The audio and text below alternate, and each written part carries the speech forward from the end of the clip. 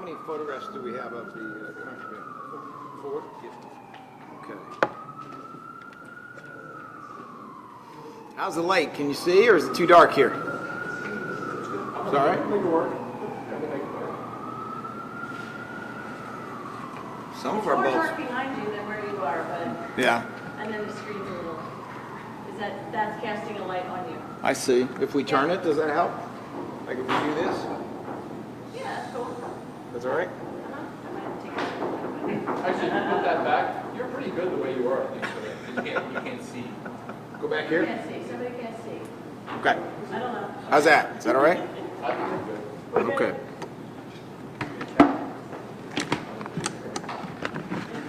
I didn't use-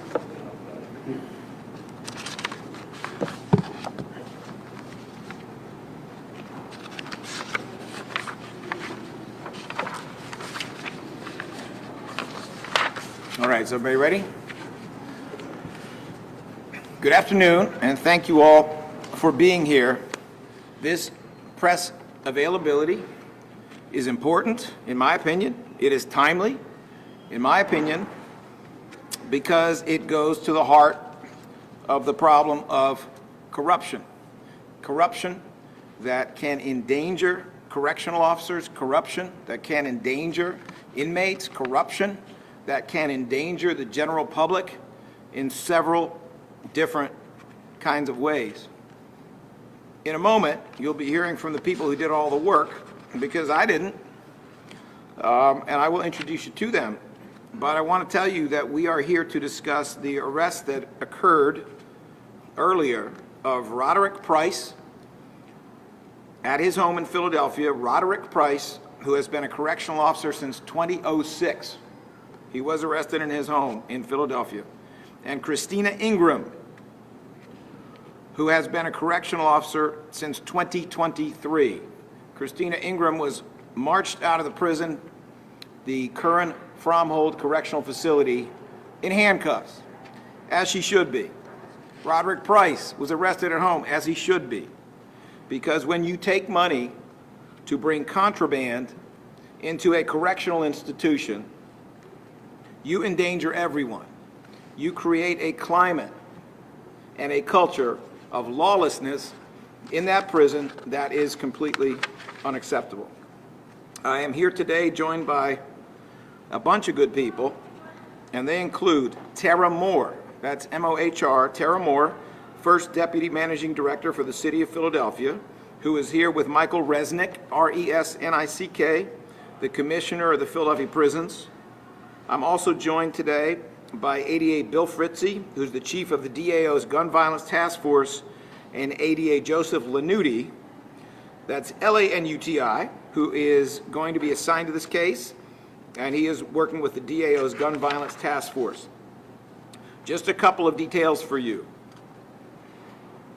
These cases do not allege that Roderick Price and Christina Ingram worked together. They do not allege that they were working together on a scheme to bring illegal contraband for money into the prisons. They both had their own thing going. They had separate operations. They were doing this essentially individually. I do want to thank Mayor Sherelle Parker and her administration for the excellent work that they're doing, for the clarity that they have shown about making clear that corruption is unacceptable, that out-of-control criminal behavior within correctional institutions is not going to be tolerated. I want to thank Prison Commissioner Michael Resnick and his executive team for their ongoing collaboration with law enforcement, including our office, to improve the quality of life and safety for prison staff, correctional officers, and inmates alike, as well as the general public. The fact is, there have been a lot of meetings between Commissioner Resnick, his team, and a couple lawyers who actually are not standing here today. They include Brett Zakosian from our office, and also now Pernell Jackson, who spend a lot of their time working on prison-related issues and have been responsible for some very important cases in the past. They're not here simply because of the way this case originated, but there's been a lot of really good work that has gone on. There are changes happening even within the Philadelphia Police Department that are geared towards trying to make sure that we do have modern, just enforcement of the law within the correctional institutions when there are people on the public payroll who are doing the wrong thing, or, simply put, when there are inmates who are assaulting correctional officers doing their job. There's been a lot of positive work that has occurred in the last few months, and I think this is just one more reflection of some of those positive things. I'm going to step aside for a moment so that we can hear first from Joe Lanuti, who's going to lay out some of the details of the case, including the types of contraband. Don't forget to ask about the steak and lobster. And then, after Mr. Fritzi and Mr. Lanuti come up together to address you, we will hear from Commissioner Michael Resnick, who will be supported by Tara Moore. He'll have some more comments, and then we will go to question and answer. Mr. Lanuti and Mr. Fritzi, you are first. Good afternoon, everyone. The task force is here just to again show that we are not limited in our capabilities in our investigations. We're always willing to work with every partner, in this case the prisons and ATF. And this is an example of one of our investigations that it stemmed from a shooting, kidnapping that came in, and the defendant was held in custody. And throughout that's how we got to where we are today with this corruption in the prisons. Shows that the task force is not going to stop. If you've been arrested for gun violence, we're going to watch you while you're in custody. And if we uncover other crimes, we're going to charge you with those crimes. And that's what we did today. I will step back. I'll let Mr. Lanuti talk about the facts of this case. Good afternoon, everyone. My name is ADA Joe Lanuti. I'm with the Philadelphia District Attorney's Gun Violence Task Force. Today we're announcing the arrest of two correctional officers, Roderick Price and Christina Ingram. They are charged with a criminal conspiracy to smuggle both cell phones and narcotics into the Philadelphia prison system for profit. During one of GVTF's investigations into a shooting and kidnapping in conjunction with ATF, Detective Timothy Hartman, task force officer with the ATF, discovered that inmates were receiving cell phones, charging cords, AirPods, and narcotics from within the Philadelphia prison system. Both correctional officers in this case were paid by inmates or their families with cash or digital payments. They were provided with cell phones and narcotics outside the jails and would then bring these items and smuggle them into the Philadelphia jail. These items were then sold to Philadelphia inmates for profit. CO Ingram was arrested today at CFCF, and CO Price was arrested at his home in Philadelphia. Price has been a correctional officer since 2006, and Ingram since 2023. Again, we have no information at this time that these correctional officers were working together. Our information indicates that they had their own separate contraband conspiracies. These correctional officers were helping to fuel a market within the Philadelphia jails for cell phones and narcotics. This poses a danger to inmates, correctional officers, and the community at large. Unfortunately, we have seen instances where inmates will use contraband cell phones to intimidate and contact victims and witnesses of crimes. They will also use these cell phones to communicate with other co-conspirators outside of the jail. That's why it's important that the Gun Violence Task Force follows up with the investigation that we do with our inmates from before arrest to arrest and after the arrest till the very completion of the investigation. I'd like to thank the ATF, the Philadelphia Department of Prisons, the Philadelphia Police Department, and PA State Police for their assistance with this investigation.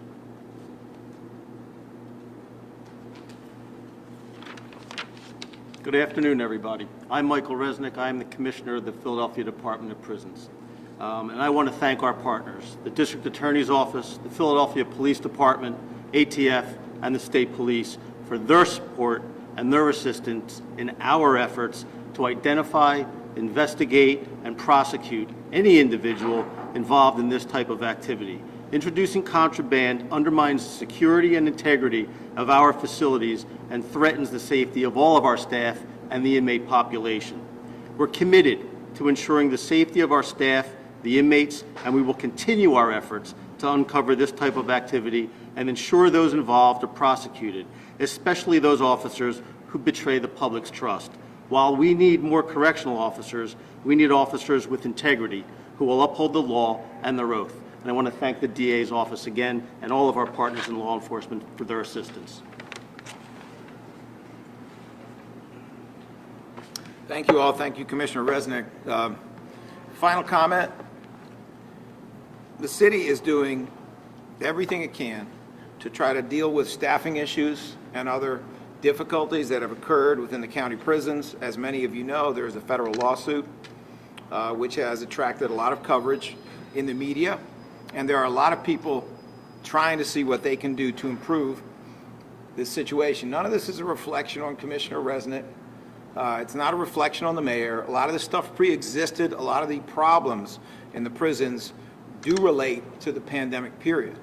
But there is no question that the more that you have staffing issues and you have dysfunction issues, it enables that small number of correctional officers who are corrupt or could become corrupt to work with criminals who are in there as inmates in order to profit to the detriment of everybody else's safety. So we applaud the city's efforts on behalf of the hardworking, good, and dedicated, honest correctional officers who work in the Philadelphia prisons. We applaud their efforts to clean things up, to improve things, not only to hit the corruption, but to hit the dysfunction so that we're not looking at escapes and we're not looking at contraband activity. And I want the city to know, I want the mayor to know, I want Commissioner Resnick to know that we are here as your partners and that we will help in every way we can. And I know that the police commissioner feels exactly the same way because we have discussed it. Are there questions for any of us?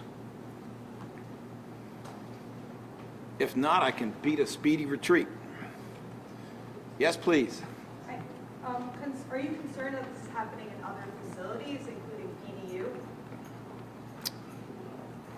All right, excuse me one second. For whom is that question? For you. For me? Yeah. Well, I'm going to invite the folks who are here, if they would like to answer after me, to say more. But what I will say is we should always be concerned in any correctional institution with the possibility that there are some bad actors, not just those who are in the cells, but there are some bad actors in uniform, and we should have that concern on behalf of all the good actors who are in uniform, as well as a lot of the non-uniform personnel who work there, whether it's in terms of medical care or providing food as some of the vendors. So yes, I am concerned. I think everybody should be concerned in every jurisdiction about that issue. I don't know whether Commissioner Resnick wants to say more or not. Not at this time. Okay, very good. Any other questions? Can you list their charges and how much time they might be looking at? Sure. Mr. Lanuti?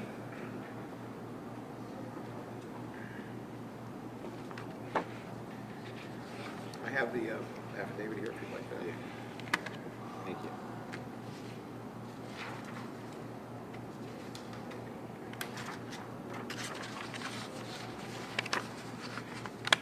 So I will start with Ms. Ingram.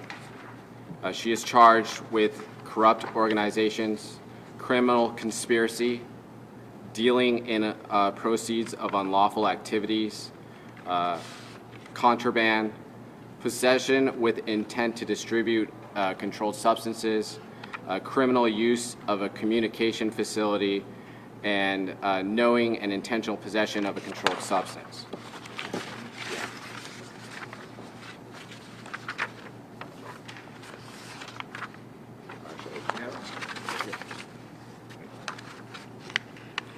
For Roderick Price, he is charged with corrupt organizations, criminal conspiracy, dealing with proceeds of unlawful activities, and criminal use of a communication facility, and contraband.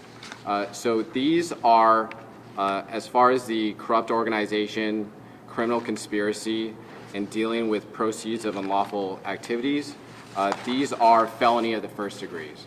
So the maximum punishment for a felony of the first degree is 10 to 20 years of state confinement. The ultimate punishment will likely be up to the judge deciding the case. I think it was either Mr. Fritzy or Mr. Lanuti who spoke about how you found out about this. You said it happened, there was information from a shooting, and did you get information then about what was going on in the prison? Is that how that worked? So I can't get into a lot of detail about the investigation because it's active. So what I can say is that this wasn't a prison investigation, it was a shooting investigation. And then one of the individuals involved with that investigation was determined to have contraband. Then we investigated the source of that contraband and found that the connection with correctional officers. All right, usually I go through everybody's name, but I'm not going to burden you with that today. Are there any other questions? Nothing? Very good. All right, thank you very much for being here. Can you leave those photos that we all need to share? Thank you. Okay. I know you'll send that, but we all have our reason to go on it. Thank you. Yep. They'll be in the press release too. Yep, understood. Thank you. Let me know when everybody's ready for the next time. Ready? Yep. Yep. Yeah.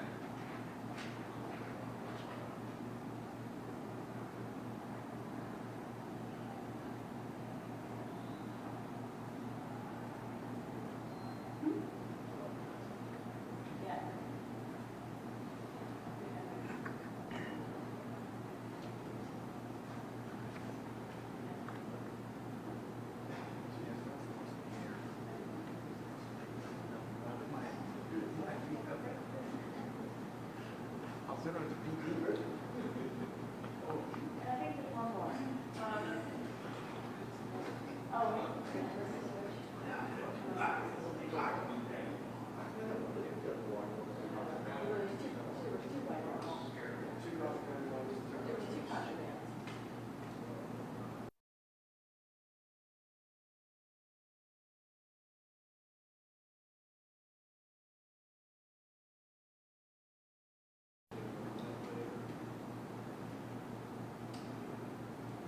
You all send these out right away? Yeah.